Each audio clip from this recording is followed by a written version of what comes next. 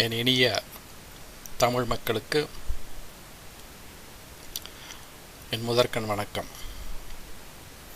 என் குருநாதரின் ஆசியுடன், என் குருநாதர் வேதாத்திரி மகரிஷின் ஆசியுடன் இன்று திருமந்திர மாலையில் சில பாடல்கள் எடுத்து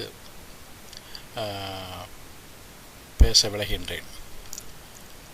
இன்றைக்கி எடுக்கக்கூடிய பாடல் 9ஆம் தந்திரத்தில் ஒரு வித்தியாசமான தலைப்பு.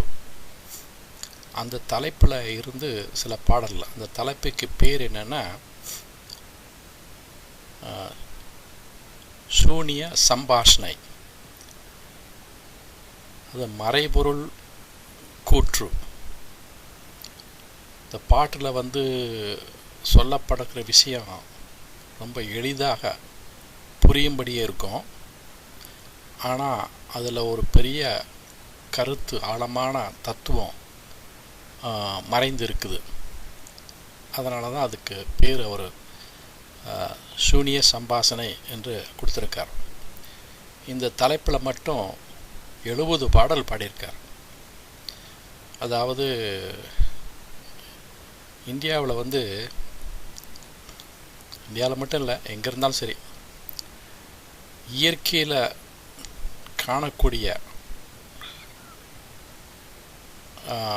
பொருள்களை வைத்து, இப்போ ஒரு மலையை பார்த்தாருன்னா அதை பற்றி பாடுறாரு, காய்கறிகளை பற்றி பாடுறாரு,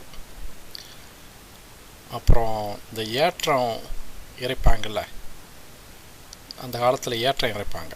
ஏற்றம் இறைத்து தண்ணியெல்லாம் கிணத்துலேருந்து அந்த ஒரு பெரிய ஒரு பேரல் ஷேப்பில் இருக்கும், அதில் தண்ணியை மொண்டு அதை இந்த வயலுக்கு பாய்ச்சுவாங்க. அதை பற்றி பாடுறார். அதில் 2 கயிறு இருக்கும் இல்லையா. ஒரு கயிறு அவன் அந்த ஏற்றம்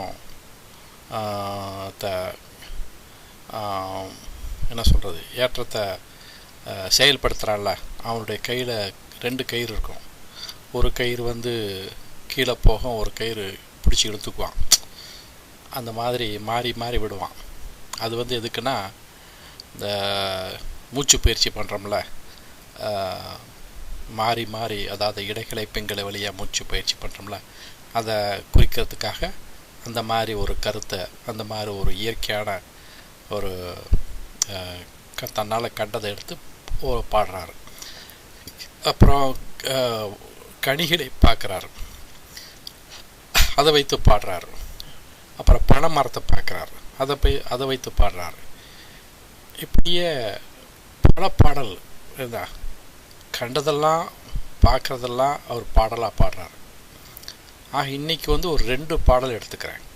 என்ன, பனை மரத்தை வைத்து என்ன பாடியிருக்காரு, அப்புறம் காய்கறிகள், பழங்கள், இதை வைத்து என்ன ஒரு பாட்டு பாடியிருக்காரு. இப்படி பார்ப்போம். நல்லா கேட்குறதுக்கு நல்லாயிருக்கும், ஆனால் புரியறதுக்கு கஷ்டம். கொஞ்சம் சிரமப்பட்டு தான், அதுக்கு புத்தகம்லாம் இல்லைன்னா புரியவே முடியாது, அல்லது யாராவது சொன்னால் தான் புரியும். இதெல்லாம் 2 அர்த்தம் உள்ள பாடல்கள். சரி, இப்போது ஒரு பாடலை பார்ப்போம். இந்த பாடலைன்னா பனை மரத்தை பார்க்குறாரு, அதை பற்றி பாடுறாரு. இந்த பனை மரம் எல்லாம் பார்த்துருப்பீங்க இல்லையா. Bomb tree, Indian bomb tree நம்ம நீட்டமாக, அதாவது நுங்கு மேலே இருக்கும். அதாவது பனை மரத்தில் பல வகை இருக்குது. பாம் ட்ரீயில் பல வகை இருக்குன்னு வச்சுங்களேன். இங்கே பாம் ட்ரீ அமெரிக்காவில் ரொம்ப விசேஷம். அதாவது நம்ம ஊர் பனை மரம் இங்கே கிடையாது. இங்கே ஃப்ளோரிடா சைடும் அப்புறம் கலிஃபோர்னியா சைடும் நிறையா பாம் ட்ரீ இருக்குது. நம்ம ஊரில் இருக்க பனை மரம் நுங்கு தரக்கூடியது. அந்த நுங்குலேருந்து என்ன செய்வாங்க, பனை மரத்துக்கு கீழே பால் குடித்தா கூட அது கல் குடித்த மாதிரி சொல்லுவாங்களே, அதுபோல் கல் தயாரிப்பாங்க. அதாவது பதநீர், கல் இதெல்லாம் தயாரிப்பாங்க இல்லையா. அப்புறம் அந்த மாதிரி அந்த அந்த பனைமரத்தில் அந்த ஓலைகள் இருக்குல்ல, அந்த ஓலைகளை பார்க்குறாரு. அதில் ஒரு கற்பனை, ஏன்னா இந்த பனைமரம் எவ்வளோ உயரமாக இருக்குன்னு எல்லாத்துக்கும் தெரியும். நம்ம ஊர் பனைமரம் ரொம்ப உயரம். அந்த மாதிரி உயரம் உள்ள பனைமரம் இங்கே இல்லை. இங்கே வந்து இருக்குது அது ஒரு பாதி உயரம் தான் இங்கே தான் இருக்குது. அது வெவ்வேறு வகையாக இருக்குது வேறு. இப்போ அவர் அந்த பாடலை எப்படி பாடுறாருன்னா, இந்த பனைமரத்தை வந்து ஒரு ஏணி மாதிரி நினச்சிக்கிறார். என்ன ஏணி மாதிரி நினச்சிக்கிட்டு பாடுறார். அந்த இதழ்கள் இருக்குல்ல, பனைமரத்தின ஓலைகள்னு சொல்கிறோம்ல, அந்த ஓலைகள் வந்து அந்த சக்கரத்தில் இருக்கிற இதழ்கள் மாதிரி நினச்சிக்கிட்டு இந்த பாட்டை அமைச்சிருக்கார். இந்த பனைமரத்தை வந்து இப்போ ஓலைகள் வந்து அதாவது உயரத்தில் இருக்கும் இல்லையா, அதுவே நீங்கள் மாற்றி போட்டதுமா வச்சுங்களேன், அந்த ஓலைகள் கீழே இருக்கிற மாதிரி நினச்சிங்களேன். என்ன அந்த மாதிரி 4 ஓலைகள் இருக்கிறதாக கற்பனை பண்ணிக்கிட்டிங்கன்னா அதுலேருந்து ஆரம்பிக்கிறார் இந்த பாட்டு. ஓகே, பார்ப்போம் எப்படின்னு. 6 தெருவில் அகப்பட்ட சந்தியிர். 6 தெருவில் அகப்பட்ட சந்தியிர். சாறு படுவன 4 பனையுள. ஏறுதற்கு அரியதோர் ஏனீட்டு அப்பனை ஏறலுற்றேன் கடல் ஏழும் கண்டேனே. ஓகே, இந்த இடத்துல கடலையும் சேர்த்துக்கிறார். பாருங்க என்னென்ன சேர்த்து பாருங்க. தெரு, சந்தி, பனை, அப்புறம் ஏணி, கடல், இந்த 4 எல்லாம் இதில் இருக்குது. இப்போது இந்த பாடலுக்கு ஒவ்வொரு வரிக்கும் அர்த்தம் பார்ப்போம். 6 தெருவில் அகப்பட்ட சந்தியர். சந்திங்கிறது என்னன்னா ஒரு கூடுமிடம்.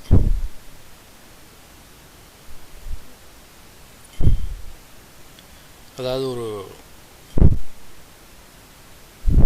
இந்த இடத்துல பொருள் வந்து கொஞ்சம் ஒரு மாதிரியாக வைத்துக்கணும். சில ஊரில் வந்து பெரும்பாலும் எல்லா இடத்துலையும் 4 ரோடுகள் வந்து சந்திக்கும், 4 தெரு வந்து சந்திக்கும். சில இடத்துல வந்து 5, 6லாம் சந்திக்கும்.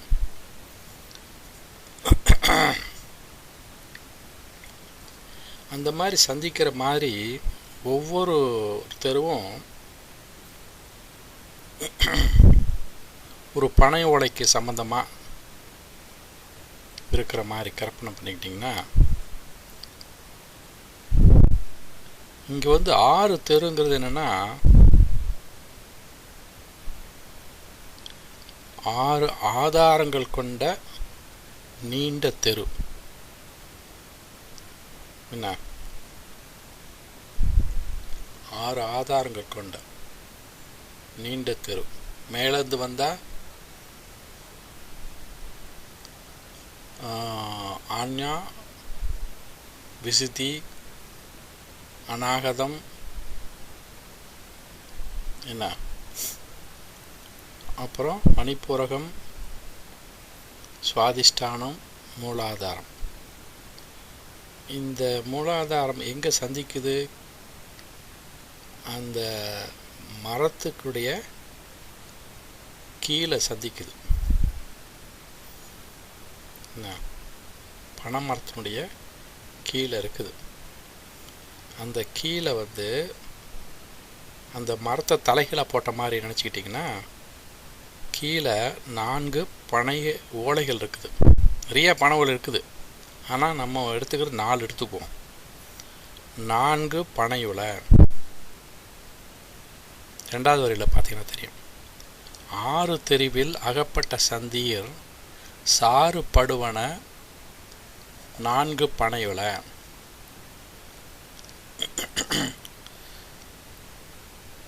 அந்த 4 பனை விலைங்கிறது 4 இதழ்கள் உண்ட தாமரை, 4 இதழ்கள் கொண்ட மூலாதார சக்கரம். அதாவது மூலாதாரத்துக்கு 4, சுவாதிஷ்டானத்துக்கு 6,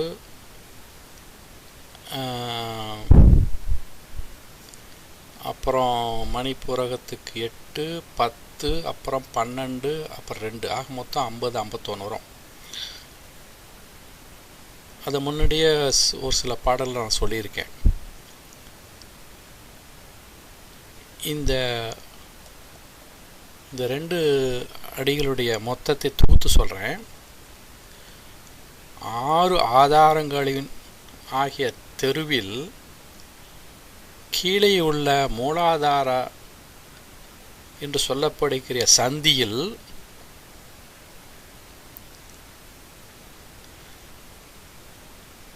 பக்குவமடையாத போது இருள் முகமாக தொழில் செய்கிற 4 இதழ்கள் ஆகிய பனைகள் உள. இந்த இடத்துல அந்த இதழ்களையும் அந்த கீத்தே பனைகள் சொல்றார். அதாவது இருள் முகமாக செயல்படுகின்ற அப்படின்னு என்ன அர்த்தம்னா, இந்த 4 இதழ்கள் உள்ள மூலாதாரத்தில் குண்டலினி சக்தி தூங்கிட்டு கிடைக்கும். அது தட்டி எழுப்பாத வரையிலும் நமக்கு எந்த விதமான இந்த ஒரு என்ன சொல்கிறது ஒளிமயம் ஏற்படாது. அது இருண்ட உலகம். அதுதான் சொல்கிறார், இருள் முகமாக. அது மாதிரி ஒரு சக்தி தூங்கிட்டு இருக்குது. அதை இருள் முகம்னு சொல்கிறார். அது தட்டி எழுப்புனாதான் ஒவ்வொரு சக்கத்துக்கு போகும்போதெல்லாம் ஒளியை உண்டாக்கும். ஏன்னா அதுதான் இந்த 2 வரியிலையும் சொல்கிறார். அப்புறம்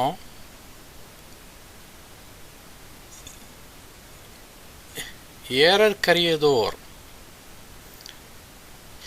ஏணியிட்டப்பனை ஏறலுற்றேனே. அதாவது மேலே ஏறுவது,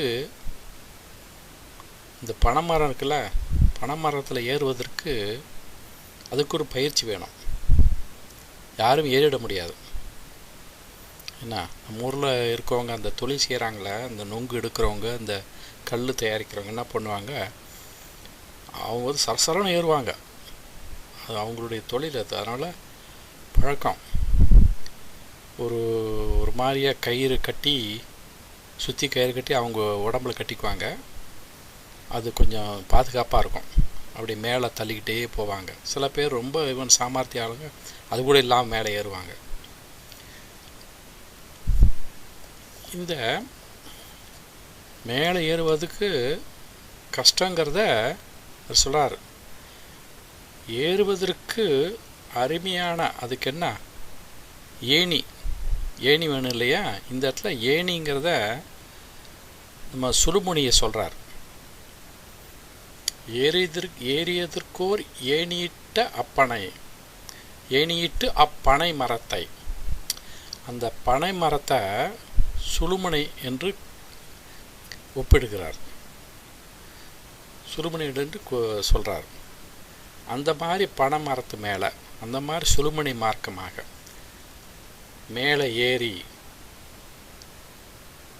எது வரலும் போகலாம். சகஸ்திரம் வரலும் போகலாம், தலை உச்சந்தலை வரலும் போகலாம். ஓகே, அப்படி உச்சந்தலைக்கு போய் அந்த மாதிரி போய் சேரும் பொழுது எவ்வளோ தூரம் வந்திருக்காரு தெரியுங்களா? அதற்கு சமம் என்ன சொல்கிறாருன்னா, சமமான ஒரு கருத்தை சொல்கிறாரு. கடல் ஏழும் கண்டேனே. என்ன, போகிற வழியில் கடைசி சக்கரத்தை சேர்த்து 7வது சக்கரத்தை, அதாவது 6 சக்கரத்தில் கடந்து, அதாவது 6 கடலை கடந்து, என்ன போகிற வழியில் ஒரு ஊருக்கு போகிறோம். என்ன இந்த காலத்தில் சொல்லுவாங்க, கப்பலில் தான் போவாங்க, பிளெயின் இல்லாத சமயத்தில். விவேகானந்தர் கூட இந்தியாவில் வந்து இங்கே வரும்போது கப்பலில் தான் வந்தார். அப்போ வரும்போது என்னென்னா ஒவ்வொரு கடலாக கடக்கணும். முதல்ல பாம்பேயில் ஏறினார், அரபிக்கடலை கடந்தார். அப்புறம் இந்த அரேபிய கடல் இருக்கும், அதாவது இந்த மெடிட்டேரியன் ஷீ அந்த மாதிரி ஒரு லண்டன் பக்கம் போகுது. அப்புறம் அட்லாண்டிக் ஓஷன், இப்படியே ஒவ்வொரு கடலையாக கடந்து வரணும் இல்லையா. உலகத்தில் வந்து பல இது இருக்குது இல்லையா, like Atlantic ocean, Pacific ocean, Indian ocean, வங்காள விரிகுடா, அப்புறம் அரபிக்கடல், இப்படி நிறையா இருக்குது.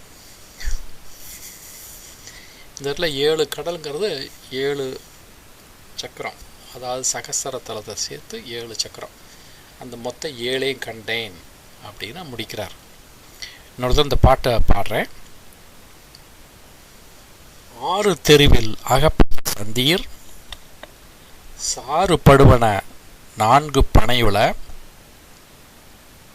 ஏறுதற்கு அரியதோர் ஏனியிட்டு அப்பனை மரத்தை அப்பனை ஏறலுற்றேன்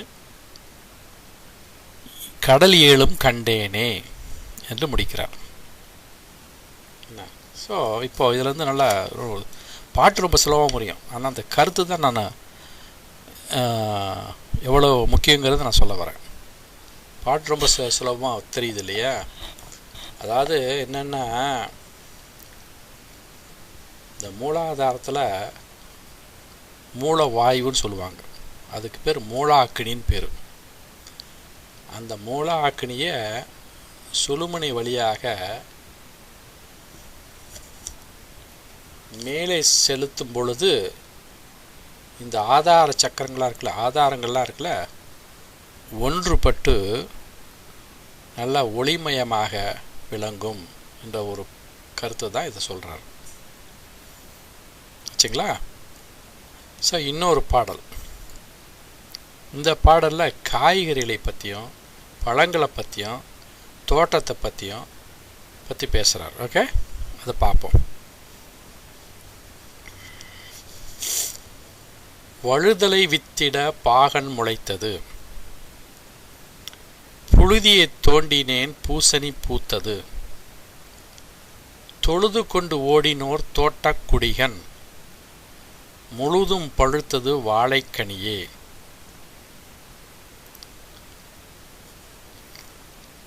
ஓகே, வழுதலை வித்திட பாகன் முளைத்தது. வழுதலைன்னா இந்த இடத்துல கத்திரிக்காய் விதைன்னு சொல்றார்.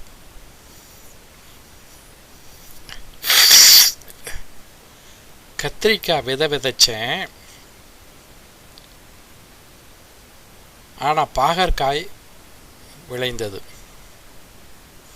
பாகற்காய் வந்து கசப்பாக இருக்கும் இல்லைங்களா.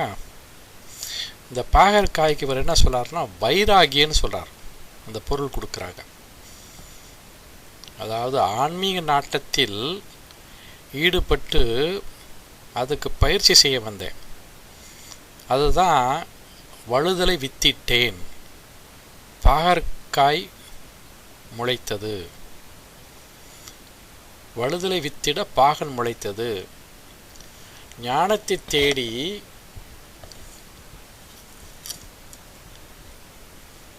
அதாவது ஞான சாதனையாகிய கத்திரி விதையை விதைத்தேன், அதற்கு பதில் என்ன தெரியுமா கிடைச்சது? வைராக்கியமாக பாகற்கொடி தோன்றியது. ஆனால் ஏன் வைராக்கியத்தை பாகற்காய்க்கு ஒப்பிட்டார்னா, எதையுமே சுலபமாக எடுத்துக்கூடியது வந்து சரி இன்னைக்கு செஞ்சால் போதில், இன்னைக்கு இல்லைனா நாளைக்கு செய்யலாம் அப்படின்னு இந்த ஒரு மந்தமான நமக்கு ஒரு வேகம் இருக்கும் இல்லையா, எதுலேயுமே ஒரு உறுதி இருக்காது. அதை அதுக்கு நேர்மாறாக என்னென்னா ஒரு வைராகியம், ஒரு ஆம்பிஷன், இதை நான் அடைந்தே தீருவேன் அப்படிங்கிற ஒரு வைராகியம். அந்த வைராகியத்தை கசப்பு சுவைக்கு ஈடாக பேசுகிறார். அதனால தான் பாகற்காய் போட்டார். இந்த வைராகியத்தை வளர்த்து கொள்வது என்பதே கடினம். இந்த ஆன்மீக துறையில் நான் ஈடுபட்டு விட்டேன். ஞானத்தை தேடி யாத்திரை கிளம்பி விட்டேன். யாத்திரைங்கிறது என்னென்னா ஒரு ஜேர்னி. அந்த யாத்திரையில் எப்படியும் இப்போ கைலாயத்துக்கு போகிறாங்க. கைலாயத்துக்கு யாத்திரை போயிட்டு வந்தாங்கன்னா எவ்வளோ கஷ்டம் தெரியுங்களா? நமக்கு பார்த்தா சுலபமாக தெரியுது. ஆனால் அது மலை உச்சியில் இருக்கிறனால பல குளிரை தாண்டி, ஏன்னா பஸ் வசதி கிடையாது, ரோடெல்லாம் அவ்வளோ இல்லை இல்லையா. கைலாய மலை வந்து கிட்டத்தட்ட அந்த மலை உச்சி வந்து ரொம்ப உச்சிக்கு யாரும் போகிறதில்ல. அந்த அந்த மலையை சுற்றிலும் அந்த இடத்துக்கு போகிறதுக்கு அந்த இடத்துல வந்து எவ்வளோ உயரம், 14,000 அடி உயரம்னு நினைக்கிறேன். நம்ம இமயமலையில் போய் அந்த இடத்துக்கு போயிட்டு வரத்துக்குள்ளே எவ்வளோ கஷ்டத்தை நம்ம வந்து நான் குளிரை அனுபவிக்கிறோம். குளிரை பொறுத்துக்கணும். அதுக்கு இந்த சாப்பாடு கிடைக்கிற நோய்வாடு படக்கூடாது. சரியான போக்குவரத்து வசதி கிடையாது. சரி, இது அமெரிக்காவில் என்ன பண்ணுறாங்கன்னா நல்ல முறையில் ரோடெல்லாம் போட்டாங்க. இங்கே கூட ஒரு தடவை கலராடாவில் ஒரு மலையினுடைய உச்சிக்கு போயிட்டு வந்தோம். நல்லா ரோடு போட்டிருக்காங்க.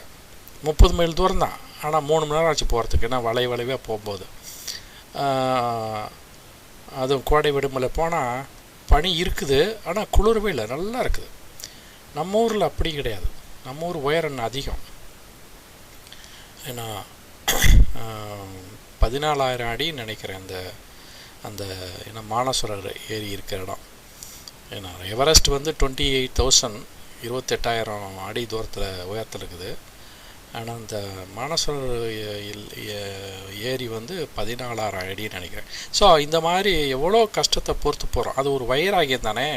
அந்த வைராகியத்தை தான் பாகற்காய்க்கு சமமாக சொல்கிறாரு. கசப்பான ஒரு அனுபவம். ஓகே, அதுதான் சொல்கிறாரு. ஸோ வழுதலை வித்திட பாகன் முளைத்தது, புழுதியை தோண்டினேன் பூசணி பூத்தது. புழுதியை தோண்டினேங்கிறதுனா தோண்டி எடுக்கிறதா தத்துவ ஆராய்ச்சியில் இறங்கினேன். எது ஆன்ம ஞானத்தை பற்றிய தத்துவ ஆராய்ச்சியில் இறங்கினேன்.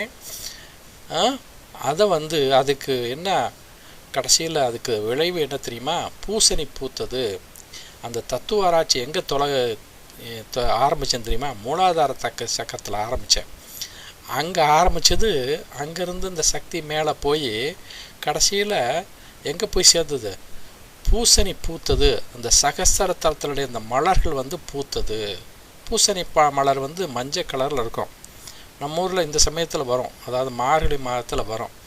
நம்ம இப்போ வீட்டில் இருக்க பெண்கள்லாம் என்ன பண்ணுவாங்க? காலையில் எழுந்திரிச்சு மார்கழி பூரா அந்த பொங்கல் முடிகிற வரலாம் வீட்டுக்கு முன்னாடி இந்த செம்மண்ணில் தயாரித்த அந்த பொருளை வைத்து நல்லா கோலம் அழகழகாக போட்டு, அப்புறம் அந்த ஒரு மாட்டு சாணத்தை எடுத்து அந்த கோலத்துக்கு நடுவதில் வச்சு அதில் இந்த மஞ்சள் பூவை வைப்பாங்க, பூசணி பூவை.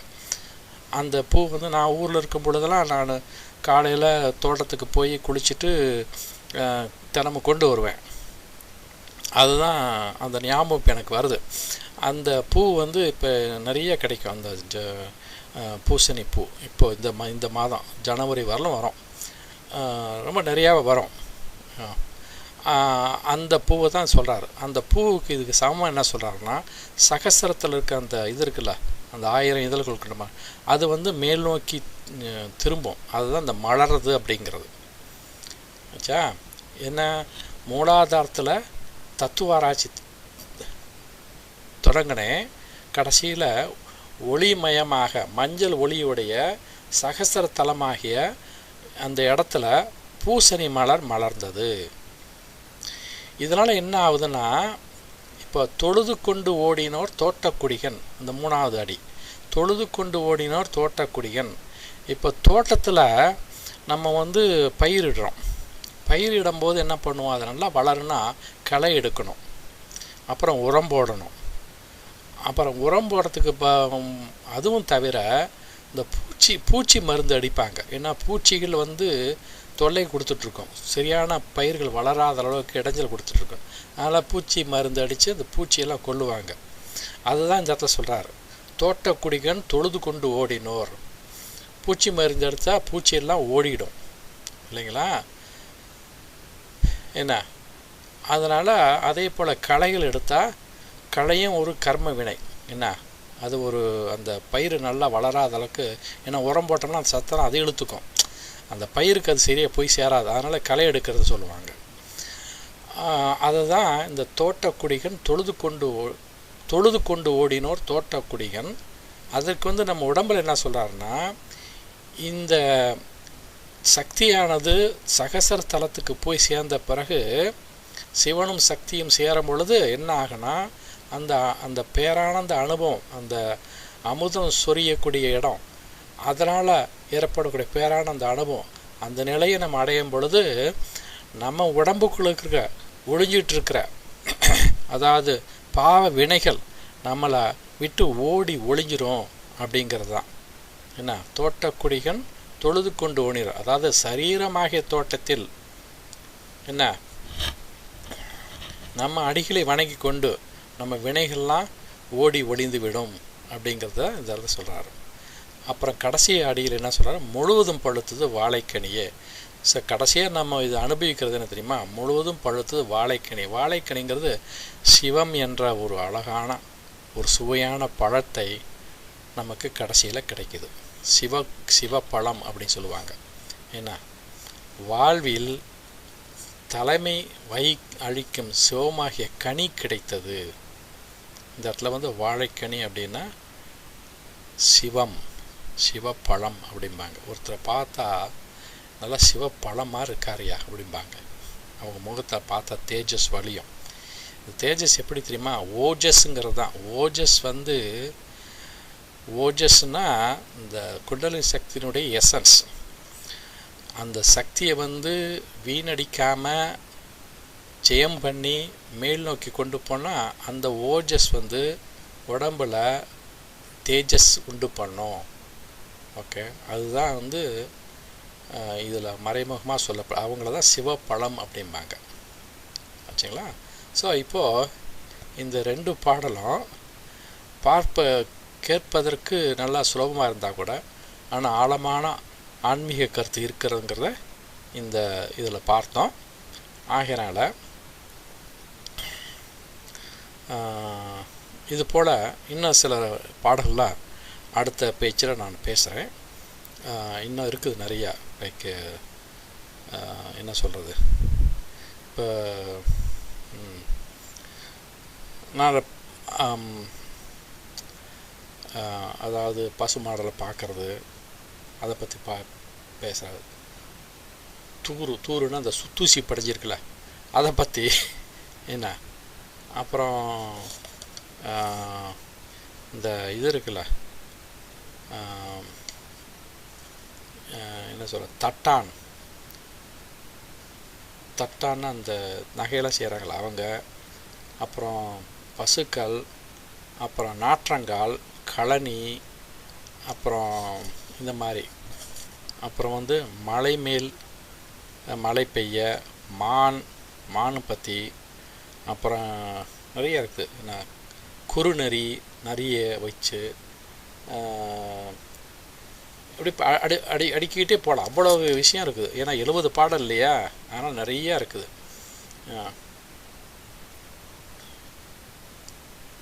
அப்புறம் இந்த ஏற்றம், அது நம்ம ஊரில் கடான்னு சொல்லுவாங்க. கடான்னா அந்த ஆடு, அதை பார்த்தாரா, அதை பற்றி பேசுகிறாரு. புலி, அப்புறம் மூங்கில், என்ன, பாம்பு, வேம்பு, இதை இதெல்லாம் வச்சு பேசுகிறாரு. காடு, கூடு, என்ன, அப்புறம் கூகை, பாம்பு, கிளி, பூனை, நாகை, இதை பற்றி வைத்து பாடுறாரு. பறவை, அப்புறம் துருத்தின்னா இந்த இது என்ன சொல்கிறது, துருத்தின்னா நம்ம ஊரில் கொல்லம்பட்டையில் துருத்தியை வச்சு தான் அந்த நெருப்பு ஊட்டி ஊதுவான். என்ன, அதுக்கு இந்த ஊரில் பெல்லோன்னு சொல்லுவாங்க, ஃபயர் பிளேஸ் பெல்லோ. அது துருத்தி வச்சு பாடுறாரு. பருந்து, கிளி, என்ன, இதை வச்சு பாடுறாரு. பூதம், அதையும் வச்சு. என்ன, அக்கறை,